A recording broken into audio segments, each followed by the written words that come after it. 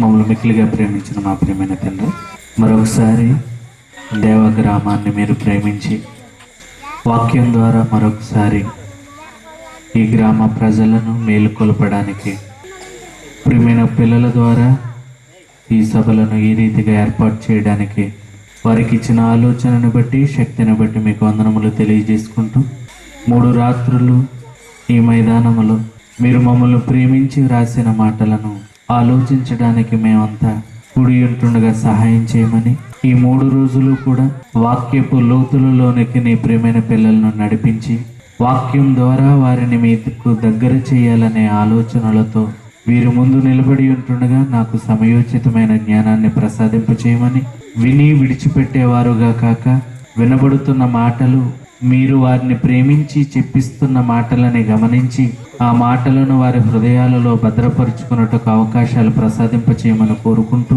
అద్భుతమైన విషయాలను మేము తెలుసుకోగలగడానికి అవకాశాలు ఇవ్వమని కోరుకుంటూ, ఇప్పుడు వచ్చిన మా అందరికీ ఆత్మజ్ఞానంతో నింపమని యేసువారి పరిశుద్ధ నామాన్ని ప్రార్థన అడుగుచున్నాము తండ్రి, ఆమేన్. ప్రభునందు ప్రియమైన దేవుని వర్లరా, మన ముందుంచబడిన అంశం క్రీస్తును కన్నందుకు కన్నీరేనా అనే ఈ ఆలోచనాత్మకమైన పాఠాన్ని వివరించాలని నేను ఎంతగానో ఆశపడుతున్నాను. ప్రియమైన దేవుని వర్లరా, మీకు తెలుసు Bible open university India international వారు ఎప్పుడూ కూడా బైబిల్ని ఆలోచిస్తారని మీ అందరికీ తెలుసు. రెండవది, అందరి వలె బైబిల్ని మాట్లాడరు అని కూడా మీ అందరికీ తెలుసు. తెలిసినప్పటికీ కూడా కొంతమంది మరి వ్యంగ్యంగా మాట్లాడడం, విమర్శించడం లోపల ఇవన్నీ. ఎందుకంటే బహిరంగంగా ఏ ఒక్కరూ కూడా మాతో మాట్లాడరు, ఎందుకంటే వాక్యం ద్వారా మాతో గెలవలేరు గనక. ఏమైనా మాట్లాడాలి అంటే అరకొరగ్గా వాక్యం ఎవరికైతే తెలుసో వారి దగ్గరే మాట్లాడుతూ ఉంటారు. ఏదేమైనప్పటికీ కూడా మేమెందుకు ఇంత సాహసోపేతంగా ఒకవైపున యావత్ క్రైస్తవ ప్రపంచం అంతా, ప్రపంచ దేశాలలో ఉన్న క్రైస్తవులంతా నేటికి ఈ రోజుకి కూడా మరి క్రిస్మస్ అనే సంబరాలను వారు ఎంతో వైభవంగా జరుపుకుంటున్న వేళ ఒక ఆలోచనాత్మకమైన అంశాన్ని, నిజంగా ఈ పాంప్లెట్ ని గాని ఆ బ్యానర్ ని గాని ఎవరు చూసినా క్రైస్తవులైనబడిన వారు తప్పకుండా దాని గురించి మాట్లాడుకుంటారు. అయ్యో ఏంటి మేమంతా పండగ చేస్తుంటే ఆనందం అనుకుంటున్నాం, బట్టలు కొనుక్కుంటున్నాం, బంగారం కొనుక్కుంటున్నాం, ఈ పండగ ఎప్పుడు వస్తుందా అని సంవత్సరం నుంచి మేమేం చేస్తున్నాం, ఎదురు చూస్తుంటే వీళ్ళేంటి కన్నీరేనా అని ఒక బాధాకరమైన, ఆనందించవలసిన ఈ సమయాలలో బాధ గురించి మాట్లాడడం ఏమైనా భావ్యమా అని చాలా మంది అనుకోవచ్చు. ఎందుకంటే ప్రియమైన దేవుని వాళ్ళరా, మా బాధ, మా ఆవేదన మీ మనసులలో మాకు చోటు లేకుండా చేసుకోవాలని కాదండి. ఎందుకంటే వాక్యం ప్రజల మధ్య సమాధి అయిపోయిందంటే అది మీకు తెలియాలి. అది మీకు తెలియటం లేదు. బైబిల్ అనేది మహాజ్ఞానం అని, ఇది మహాగని అన్న సంగతి మీకు అర్థం కావటం లేదర్రా. ఎందుకంటే బైబిల్ అనే ఈ మహాజ్ఞాన గనిని కూడా మీరు మనోనేత్రంతో చూడగలిగితే మనం చేస్తున్నవి ఎంతవరకు బైబిల్ చట్ట ప్రకారం కరెక్టో కాదో అనేది మనందరికీ తెలుస్తుంది. కానీ బైబిల్ ద్వారా పరీక్షించుకునేంత ఖాళీ మన ఎవరికీ కూడా లేదు. ఎందుకంటే వాక్యపు విలువ మనకు అర్థం కాలేదండి.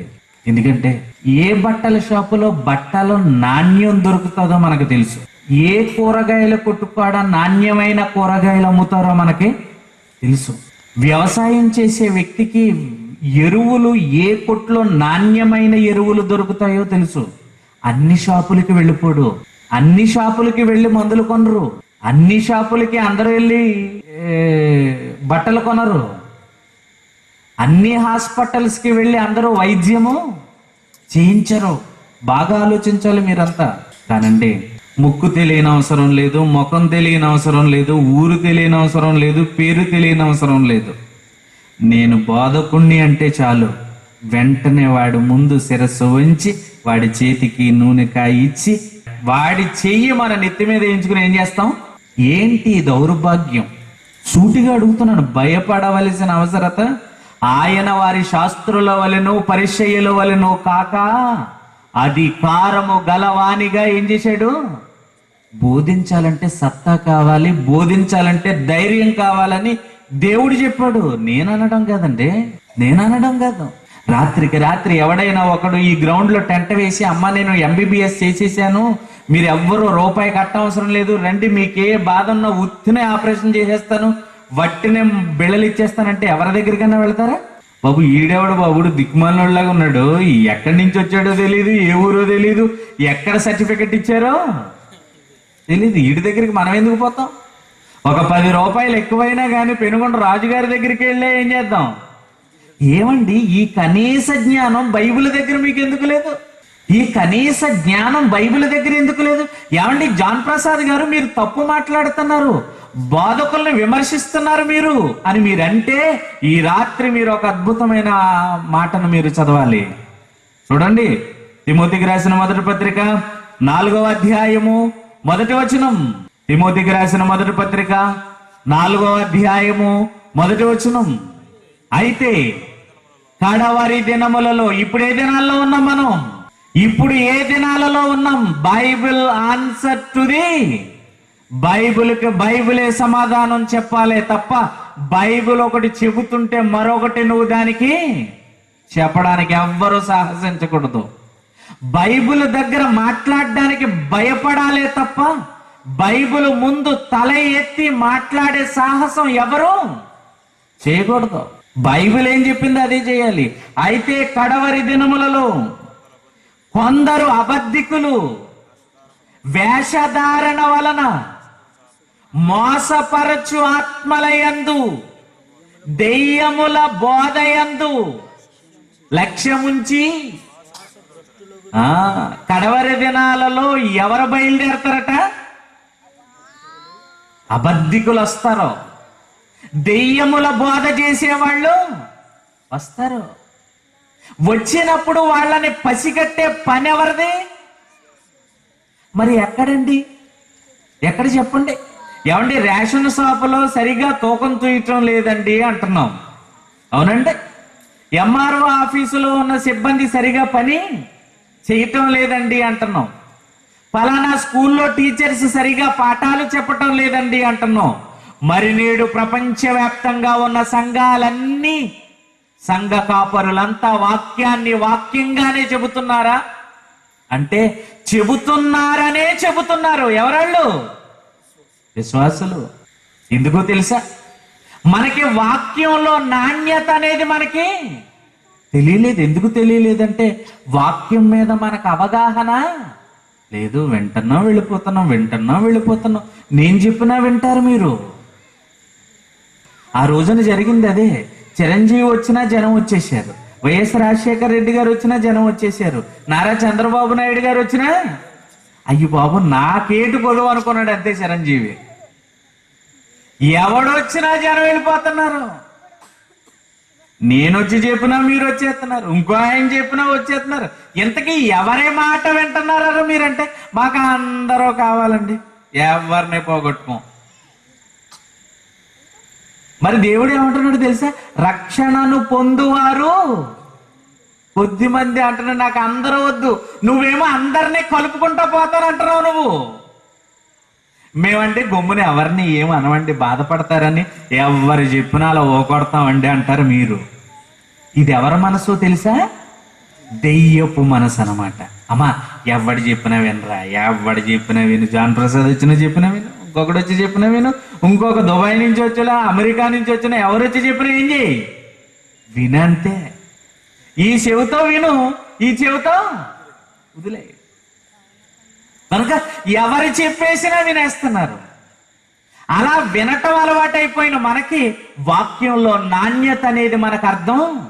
కానీ ఈ కడవరి దినాలలో అతి భయంకరంగా దేవుడు మనల్ని హెచ్చరిస్తున్న విధానం ఏంటో తెలుసా? కడవరి దినములలో కొందరు అబద్ధికులు వేషధారణ వలన మోసపరచు ఆత్మల యందును దెయ్యముల బోధ యందును లక్ష్యముంచి విశ్వాస భ్రష్టులగుదరని ఆత్మ తేటగా చెప్పుచున్నాడు. ఈ కడవరి దినాలలో పొంచి ఉన్న ప్రమాదం ఏంటో తెలుసండి?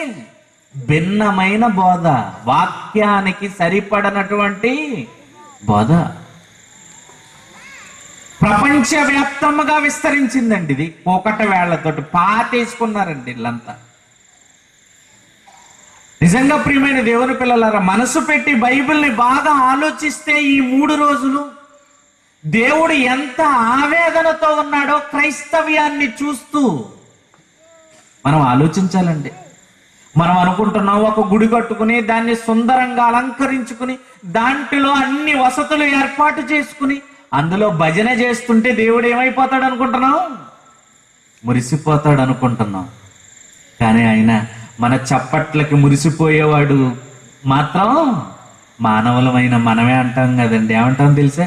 రే కోతల కొయ్యకురా నా దగ్గర, నువ్వు ఎలాంటోడు నాకు బాగా, నువ్వే సాటి మనిషి నిన్ను పొగుడుతుంటే ఎక్కడో సిజరేసేస్తున్నాడని నీకు అర్థమైపోతున్నప్పుడు, మాట నాలుకకు రాక మునిపే నీ కక్కరగా ఉన్నవేమిటో ఆయనకు తెలుసు అన్న మహానుభావుడు నువ్వు ఏ ఉద్దేశముతో అతన్ని పూజిస్తున్నావో అతనికి తెలియదంటావా? చెప్పు. ఆలోచించండి ప్రియమైన దేవుని వల్ల. ఆలోచించకపోతే మహాజ్ఞానం అర్థం కాదండి. ఆలోచించమనే చెబుతున్నాడు. యెహోవా గ్రంథాన్ని ఎలా చదువుకోమంటున్నాడు తెలుసండి? యెహోవా గ్రంథమును పరిశీలనగా చదవండర్రా. బాగా చదువుకోవాలి. యెషయా గ్రంథము ఏమండి 34వ అధ్యాయము 16వ వచనం. యెహోవా గ్రంథమును పరిశీలించి సంవత్సరానికి ఒకసారి పూర్తి అయిపోయేలాగా చదవకండి బైబిల్.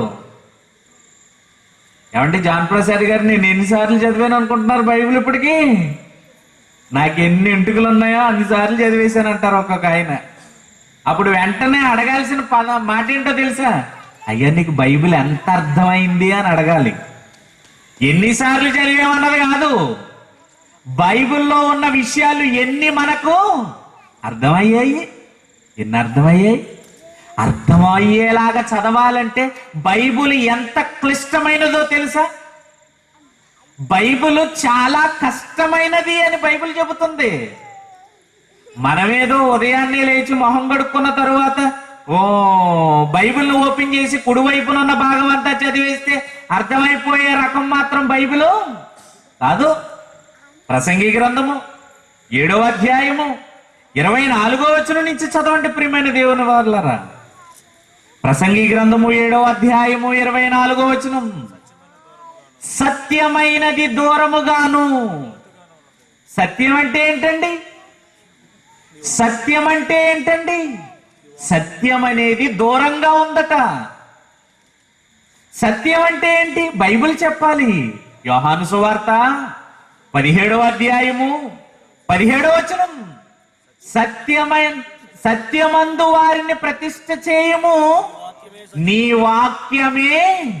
అంటే ఇప్పుడు సత్యమైనది దూరముగా ఉన్నదట. అంటే సత్యం అంటే ఏంటి? వాక్య ప్రకారంగా వాక్యం అనేది ఎలా ఉంది? ఇప్పుడు దూరముగాను బహులోతుగాను ఉన్నది. దానిని పరిశీలన చేయగలిగిన వాడు ఎవడు పరిశీలన చేస్తున్నారు? పరిశీలన ఎవరికుంది? ప్రపంచవ్యాప్తముగా. అందుకే జైశాలి ప్రారంభించాడు లేఖనాల పరిశోధన సదస్సు. ఏం ప్రారంభించాడండి? లేఖనాలను ఏం చేయాలి? లేఖనాలను పరిశోధించమని బైబిల్లో ఎక్కడుందండి? అసలు లేఖనాలను పరిశోధించటం ఏంటి అని అంటారా? లేఖనాలను పరిశోధించమని ఎక్కడుందని అంటారా? లేఖనములు యందు మీకు నిత్య జీవము కలదని తలంచుచు యోహాను సువార్త 5వ అధ్యాయము 39వ వచనం. లేఖనముల యందు మీకు నిత్య జీవం కలదని తలంచుచు పరిశోధించాలి. ఏమండి ఎందుకు పరిశోధించాలో తెలుసా? ఎందుకు పరిశోధించాలో తెలుసా? దయాప్రాప్తురాలా నీకు శుభము అన్నాడండి. అక్కడే ఆగిపోయిందండి క్రైస్తవ్యం అంతా. ఆగిపోయిందే కదా. శుభం అనగానే పండగ అనుకునేరు మీరంతా. ఒక ఆయన అన్నాడులేండి, క్రిస్మస్ అంటే పండగ కాదట. మరి ఏం చెప్తాడా అనుకున్నా. మహా పండగ అన్నాడంతే. ఏంటట? పండగ కాదట, మహా పండగ అంట. దయాప్రాప్తురాలా నీకు శుభము అనగానే, ఏమండి ఎవరన్నా వచ్చి మన తలుపు తట్టి మీరు వెరీ లక్కీ అండి అనగానే మనం ఏమనుకుంటాం? అయ్యి బాబు మొత్తానికి ఇదేదో మనకి ఇచ్చేస్తాడు అనుకుంటాం. అవునా కదా? మనం ఆనందపడేది ఏదో మనకి ఇస్తాడు అనుకుంటాం. బైబిల్ని ఆలోచించాలండి. లేఖనముల యందు మీకు నిత్య జీవము కలదని తలంచుచు వాటిని ఏం చేయండి? పరిశోధించాలి. దయాప్రాప్తురాలా నీకు శుభం అనగానే, శుభమా? శుభము, శుభం. మరి ఏంటిది? ఇక్కడ పరిశోధన లేదు. శుభం అన్నాడు కనుక మనం ఏం చేయాలి? ఇప్పుడు ఏంటి? పండగ చేసేయాలంటే కొంచెం చేయండి పండగ, తప్పని నేనేమన్నా. ఆయన పుట్టినప్పుడు ఏం పుట్టిందట? నక్షత్రం పుట్టింది. అందుకని మనం కూడా ఇంటి మీద ఏం పెట్టుకున్నాం? స్టార్ పెట్టాం. పైనే స్టార్ ఉంటుంది, లోపల బార్ ఉంటుంది. అది అయిపోయిన తర్వాత వార్ అన్నమాట. ఎవరికి? భార్యకి భర్తకి వారు. పైన స్టారు, లోపల బారు, ఆ తర్వాత వార్, గొడవ, అంతే. మరి స్టార్ ఎప్పుడు తీసేస్తారు అనుకుంటారు? మళ్ళీ జనవరి దాటిందంటే స్టార్లు కనపడవు ఇక. మళ్ళీ ఎప్పుడు వస్తాయి? క్రిస్మస్ రాగానేనండి నాకు బాగా గుర్తొచ్చే పదం ఏంటంటే, చిన్నపిల్లనండి బైబిల్ పెట్టుకుని వెళ్తున్నానండి. బైబిల్ పెట్టుకుని వెళ్తుంటే మామగారు ఏంటి దులుపుతున్నారని అడిగానండి. పీట మీద పీట వేసుకుంటూ పడిపోద్దేమో ముసిలిది అన్నట్టుగా ఉన్నది. మామగారు ఏంటి దులుపుతున్నారంటే ఏమందో తెలుసండి? కిస్మిస్ కదా బాబా. ఏంటంటే కిస్మిస్సే. నిజమే, నిజంగా క్రిస్మస్లో క్రైస్ట్ మిస్సే. మన క్రిస్మస్లో ఎవరు లేరు? కొత్త బట్టలు మనకి, పండగ మనది, చికెన్ మనకి, బిర్యానీ మనకి, ఆనందం మనకి. ఎవరికి ఆనందం లేదు? క్రీస్తుకు లేదు. నిజం అండి. అంటే క్రిస్మస్ వచ్చి ఏం చేసిందో తెలుసండి? మన చేత గ్రీటింగ్లు కొనిపించింది. క్రిస్మస్ వచ్చి ఏం చేసిందో తెలుసండి? మన ఇళ్ళన్నీ శుభ్రం చేసి పెట్టింది. క్రిస్మస్ వచ్చి ఏం చేసిందో తెలుసండి? ఇంట్లో ఉన్న పాత్రలన్నీ, ఇత్తడి పాత్రలన్నీ చింతపండు ఇటు శుభ్రంగా తోముకున్నాం. ఏ పేరు చెప్పి? క్రిస్మస్ అంటే. క్రిస్మస్ అంటే ఈ పాత్రలు తోవడం, బూజులు దొలపడం, పెయింట్లు వేయటం, వాచీలు కొనుక్కోవడం, ఉంగరాలు కొనుక్కోవడం, బట్టలు కొనుక్కోవడం, ఇదే. అదే అనుకుందండి యావత్ క్రైస్తవ ప్రపంచం. ప్రపంచంలో ఏ పండగకి సేల్ అవనంత సేల్స్ ఎప్పుడుంటో తెలుసండి? అంత అందరూ లాభాల బాటలో ఉంటాడు. బాధ బాటలో ఎవరున్నారు? క్రీస్తు. అందుకే అన్నాడు, వారు తంబుర సితార సన్నాయి వాయించుదురు గాని యెహోవా పనిని ఏం చేయరు? యోచింపరు. పక్కన పడేసింది ఎవరిని అనుకుంటున్నారు? దేవుడు. ఇలా జరగడానికి కారణం ఏంటో తెలుసండి? సత్యమైనది దూరముగాను బహు వాక్యం అర్థమైతే దేవుడు మనకు అర్థమయ్యేవాడు. ఆయనను పూజించే విధానం కూడా మనకి అర్థమయ్యేది. ఒక్క క్రీస్తే కదా మనకుంట, ఒక్క తండ్రి అయిన దేవుడే కదా మనకుంట, ఒక్క పరిశుద్ధాత్మ దేవుడే కదా మనకుంట, ఒక్కటే బైబిల్ కదా మనందరి చేతిలోనూ ఉన్నది, ఒక్కటే విశ్వాసం కదా మనందరికీ ఉన్నది. మనం పొందినది కూడా ఒకే బాప్తిస్మము కదా. మరి ఆయనను ఆరాధించే విధానాలు ఇన్ని ముక్క చెక్కలుగా ఎందుకు మారిపోయారా? చెప్పండర్రా, ఆలోచించండి. ఆరాధనలో మార్పులు, మాటలలో మార్పులు, ప్రసంగాలలో మార్పులు, బాధలో మార్పులు, అన్నిటిలోనూ ఏకత్వం లేకుండా భిన్నత్వం ప్రవేశించిందండి. భిన్నత్వం ప్రవేశించిందండి. ఇలా భిన్నత్వం క్రైస్తవ సమాజంలో చలామణి అవడానికి కారణం ఏంటో తెలుసా ప్రియమైన దేవుని పిల్లలారా? సత్యమైనది అంటే వాక్యం లోతుగా ఉన్నది, బహు లోతుగా ఉన్నది. దానిని పరిశీలన చేయగలిగిన వాడు వాక్యాన్ని ఛేదించలేక, వాక్యంలో ఉన్న పరమార్థాన్ని తెలుసుకోలేక, అందులో నిక్షిప్తమైన దేవుని మనస్సును బయటకు లాగలేక మనిషి ఏమయ్యాడో తెలుసా? విఫలమై కేవలం మానవ నేత్రాలతోనే మహాదేవుని మాటలను ఆలోచిస్తూ నిష్ప్రయోజనమైన 60-70 సంవత్సరాల శరీర జీవితానికి వాటిని ఆస్వాదం చేసుకుంటూ మహాదేవుణ్ణి ఎలా మలిచేశాడో తెలుసా? తన జోబీలో ఉన్నట్టుగానే దేవుణ్ణి ఏం చేశాడు? మార్చి పడేశాడండి. ప్రియమైన దేవుని పిల్లల, ప్రపంచవ్యాప్తంగా గాంధీ గారి జన్మదినం అందరూ ఒకసారి జరుపుకుంటారండి, రాష్ట్ర వ్యాప్తంగా, దేశవ్యాప్తంగా. కానీ యేసుక్రీస్తు పండగ ఇప్పుడు అసలు దానికి ఒక టైం ఉండదు, ఒక డేట్ ఉండదు, ఏమీ ఎవరిష్టం వాళ్ళదే. ప్రియమైన దేవుని పిల్ల, అసలు మనల్ని ఏం చేయమన్నాడో, మనల్ని ఏం చేయాలి, వాక్య ప్రకారంగా మనం ప్రభువుని పూజించవలసిన విధానం, గణపరచవలసిన విధానం ఏమిటి అనే ఆలోచన నేటి క్రైస్తవ్యానికి లేకుండా పోయింది. ప్రియమైన దేవుని పిల్లలారా, వేల లక్షల కోట్ల రూపాయలు ఖర్చు పెడుతున్నారండి ఈ పండగ పేరట. అది ఎంతవరకు ఉపయోగపడుతుందో, అది ఎంతవరకు సమంజసం మనం వింటాం, ఆలోచిస్తాం. దేని ద్వారా అనుకుంటున్నారు? కేవలం ఏది కూడా వాక్యంలో లేనిది మీకు ఆపాదించడానికి మేము ఎట్టి పరిస్థితుల్లోనూ కూడా సాహసించమండి. వాక్యంలో ఉండాలి, మేము చెప్పాలి, అప్పుడే మేము మాట్లాడాలి. లేకపోతే దేవుడు మమ్మల్ని ఏం చేస్తాడు? శిక్షిస్తాడు. బాధకులైన మీరు మరీ కఠినమైన తీర్పు పొందుతురు గనుక మీలో అనేకులు ఏం చేయకండి, బాధకులుగా ఉండకండి అయ్యా. ఇది మంచి పని, అనేకులను పరలోకానికి నడిపించే పని, అనేకులను నిత్య జీవానికి వారసులనుగా చేసే పని. మీ ఒక్క మాట వారిని పరలోకానికి నడిపిస్తారు. మీ మాట, ఆయన మాటలు ఎలాంటివో తెలుసా? నేను మాట్లాడుతున్నవి ఏంటి అన్నాడో తెలుసా దేవుడు? విత్తువాడు వాక్యమును పట్టి ఏం చేస్తున్నాడు? విత్తనం ఫలిస్తే ఏమవుద్దండి? ఏమండి, ఒక కొబ్బరికాయను నేలలో పాతితే ఏమవుతుందండి? ఏమండి, ఆలోచించండి ప్రియమైన దేవుని పిల్లలు. ఇప్పుడు అది నేను పాతేటప్పుడే సరైన ఏరియాలో, సరైన క్రమ పద్ధతిలో దానిని పాతకుండా నా ఇష్టానుసారంగా పాతేసాను అనుకోండి, ఇప్పుడు అది ఇల్లు కట్టడానికో లేకపోతే దారి వేసుకోవడానికో దేనికైనా అడ్డం వస్తే ఏం చేయాలి? ఇప్పుడు అది తీసేయాలంటే ఎలాగా? తీసేయాలంటే అక్కడ మొత్తం తీసి దాన్ని వేరే చోటన పాతితే అది ఉంటుందండి, చచ్చిపోద్ది. కనుక నేను వేసేటప్పుడే అది యోగ్యమైన ప్లేస్లో దాన్ని యోగ్యముగా విత్తాలి.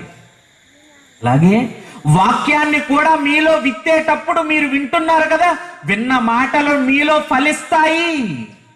విన్న మాటలు మీలో ఏమవుతాయి అన్నాడండి? ఫలిస్తాయి. మరి అవి ఫలించి అభివృద్ధి చెందేసాయి అనుకోండి, అవి ఒకవేళ చెడ్డ మాటలే అనుకోండి, ఆ మాటల ద్వారా మీరు ఎక్కడికి వెళ్ళిపోతారు? ఇప్పుడు పాతాళానికి జారిపోతారు. కనుక ఒక వ్యక్తి చెబుతున్న మాటలే మీ పరలోక ప్రయాణాన్ని నిర్దేశిస్తాయి. కనుక ఇవాళ ఏ క్రైస్తవుడైనా పాతాళానికి వెళ్ళాడు అంటే దానికి కారణం ఎవరిదంటున్నాడో తెలుసా? దైవజనుడు. దయాప్రాప్తురాల నీకు శుభము, మరియా భయపడకుము.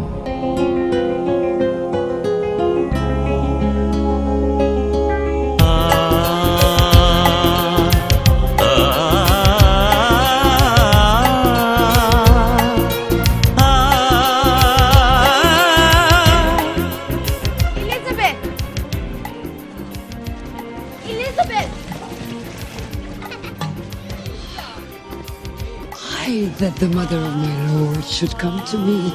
The moment I heard your voice, my child leapt in my womb for joy. Blessed is she who believes the Lord's words. క్రీస్తును కన్నందుకు కన్నీరేనా కలిగెనా మరియకు? ఆ క్రీస్తును ధరించిన నీ జీవితమే శోకమే చివరకు. కష్టాలు కన్నీళ్ళే కలిగేనా యేసుకు? నీ కోసమే బలి అయి వేలాడేనా శిలువకు? ఈ కష్టం నీ కోసం కలిగేనా ప్రభువుకు? క్రీస్తును కన్నందుకు కన్నీరేనా కలిగెనా మరియకు? క్రీస్తును ధరించిన నీ జీవితమే శోకమే చివరకు.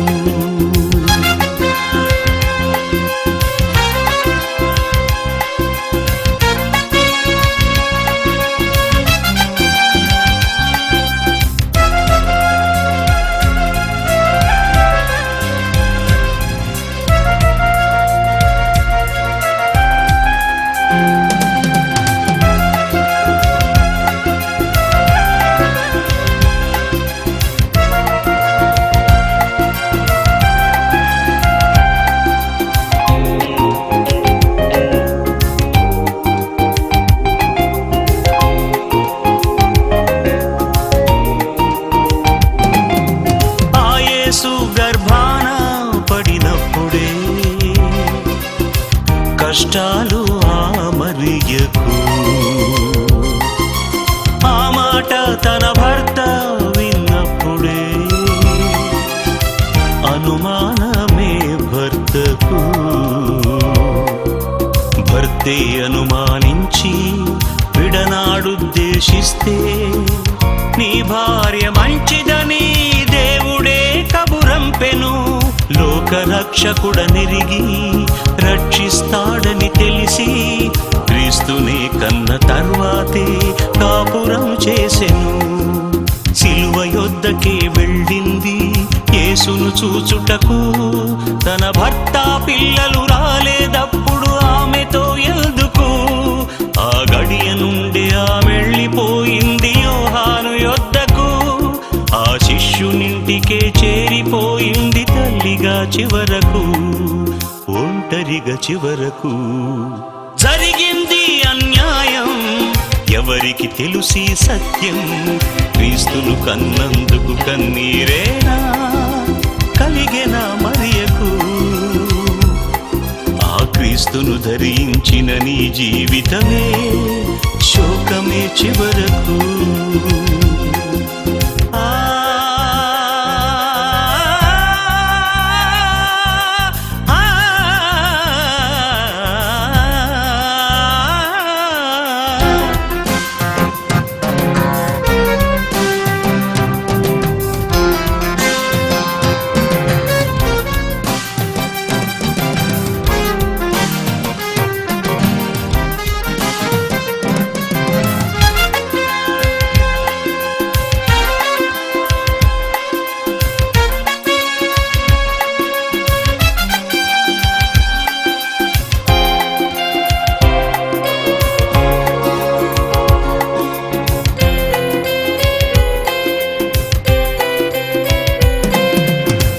యేసును ప్రతిదినము ధరించితే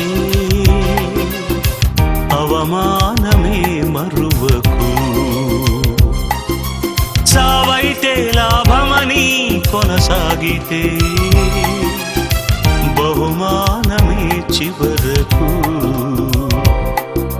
నీ వారే నిందించినా, నీ భర్తే దూషించినా, దేవుని పని జరిగిస్తే ఆ యేసుకు తల్లివే. శ్రమలున్నా నువ్వు విడువకు, మరి ఎవలె నిలుచు చివరకు. క్రీస్తును కన్నందుకు కన్నీరేనా కలిగెన మరియకు? ఆ క్రీస్తును ధరించిన నీ జీవితమే శోకమే చివరకు.